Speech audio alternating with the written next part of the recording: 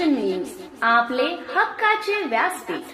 स्थानिक गुन्हे शाखा व पिंपळनेर पोलीसच्या संयुक्त कार्यवाहीत तब्बल 1,19,00,000 रुपये किमतीचा गांजा केला हस्तगत। स्थानिक गुन्हे शाखा व पिंपळनेर पोलीस ठाण्याची संयुक्त कार्यवाहीत देश शिरवाडे तालुका साक्री शिवारातील शेतात छापा टाकून ट्रॅक्टर ट्रॉलीतील तब्बल 1,19,00,000 रुपये किमतीचा गांजा केला हस्तगत।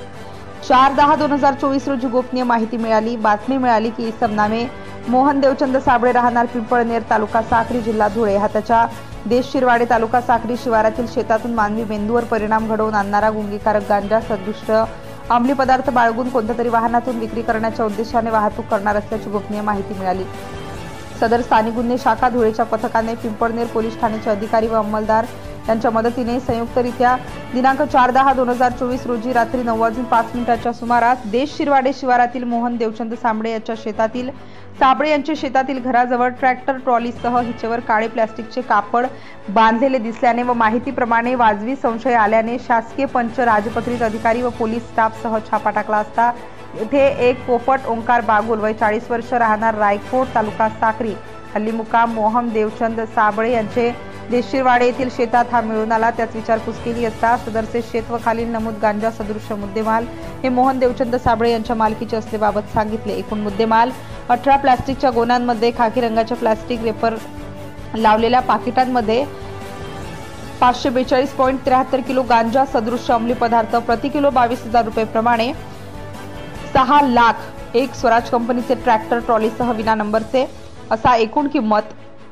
1,25,23,920 रुपये मुद्देमाल मिळाला व स्थानिक गुन्हे शाखा व पिंपळनेर पोलीस ठाण्याची संयुक्त कारवाई करून 1,19,00,000 रुपये किमतीचा मुद्देमाल हस्तगत करून एक पोपट ओंकार बागुल वय 40 वर्ष राहणार रायकोट तालुका साक्री हल्ली मुक्काम मोहन देवचंद साबळे यांचे देशिरवाडे येथील शेतात मोहन देवचंद साबळे राहणार पिंपळनेर तालुका साक्री जिल्हा धुळे यांच्या विरुद्ध पिंपळनेर पोलीस ठाणे येथे गुन्हा दाखल करण्यात आला आहे। सदर कामगिरी माननीय पोलीस अधीक्षक धुळे, माननीय किशोर काळे अप्पर पोलीस अधीक्षक धुळे व प्रभारी अधिकारी पिंपळनेर पोलीस ठाणे आणि स्थानिक गुन्हे शाखेचे यांनी केली आहे।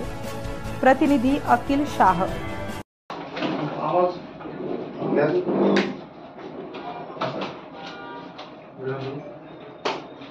पिंपळनेर पोलीस स्टेशनच्या हद्दीमध्ये देश शिरवाडे या शिवारामध्ये मोठ्या प्रमाणामध्ये गांजाची साठवण केलेली आहे अशी एक टीप आम्हाला मिळाली होती।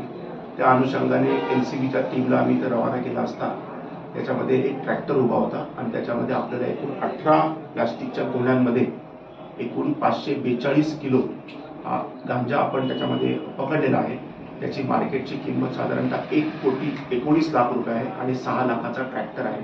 असा 1,25,00,000 माल आपण आज जप्त केलेला आहे। त्याच्यामध्ये एक आरोपी आपण अटक केलेला आहे, त्याचं नाव आहे पोपट ओंकार बागुल, हा रायकोट तालुका साक्री येथील राहणार आहे आणि हा त्या शेतामध्येच काम करत होता।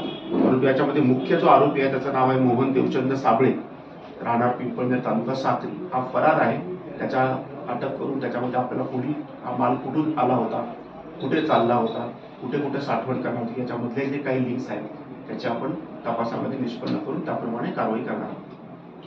सध्या एकूणच बघितलं तर धुळे जिल्ह्यात गांजाचा साठा जो आहे तो मोठ्या प्रमाणावर जप्त केला जातोय, त्या संदर्भात काय आपल्याकडे तुम्हाला कल्पना असेल की शिरपूर तालुका या भागामध्ये तिथे आदिवासी समाजाचं प्राबल्य आहे, तिथे मध्य प्रदेशची बॉर्डर आहे, तिथे आपल्याकडे वनशेतीवर गांजाची कल्टिव्हेशन होत असतं। त्याच अनुषंगाने आपण मागच्या आठवड्यात देखील जवळजवळ 5 एकरवर आपण याच्यामध्ये गांजाचं कल्टिव्हेशन आपण उद्ध्वस्त केले आणि हा गांजाचा कापणीचा काळ आहे, त्याच्यामुळे हा जास्त केसेस याच्यामध्ये आपल्याला होत आहेत आणि जसं इलेक्शन येईल त्याप्रमाणे आम्हाला जसं टिप्स मिळत जातील, जशी इन्फॉर्मेशन मिळते त्याप्रमाणे आपण कारवाई मोठ्या प्रमाणात करत आहोत। सरजी, आतापर्यंत आजपर्यंत यापूर्वी अनेक वर्षापासून हा धंदा पिंपळनेर आणि परिसरामध्ये सुरू आहे, परंतु याच्यावर काही प्रमाणात फक्त कारवाई होते, परंतु मुख्य आरोपी जे सापडतात त्याच्यावर कठोर कारवाई होते। याच्यामध्ये एनडीपीएस ऍक्ट प्रमाणे आपण कारवाई करतो, त्याच्या अनुषंगाने पुढील आपण 110 प्रिव्हेंटिव्ह ऍक्शन देखील यामध्ये आपण मुख्य आरोपी जो आहे मोहन साबळे म्हणून आपण त्या एफआयआर मध्ये देखील त्याचं नाव घेतलेलं आहे। आता फक्त याच्यामध्ये आपण कालचा जो आरोपी पकडला पोपट याचं देखील फक्त नाव घेऊ शकतो, पण याच्यामध्ये आपण जो फरार आरोपी आहे, जो पळलेला जो मूळ मालक आहे त्याचं देखील आपण याच्यामध्ये नाव घेतलेलं आहे। सर, मला म्हणायचं हे होतं की सदर आरोपी आणि त्यांचे काही मी नाव सांगत नाही या ठिकाणी, परंतु यांनी अनेक वर्षापासून हे धंदे चालू केलेले आहेत या परिसरामध्ये. आपण तपासामध्ये निष्पन्न पण ते आजपर्यंत निष्पन्न झालेलं नाही. याच्यावर निष्पन्न होईल. आता 100% निष्पन्न होईल. आपण कारवाई करू. सर्वात भारी शिरपूरची कारवाई झाली. Subscribe now and press the bell icon. Never miss an update.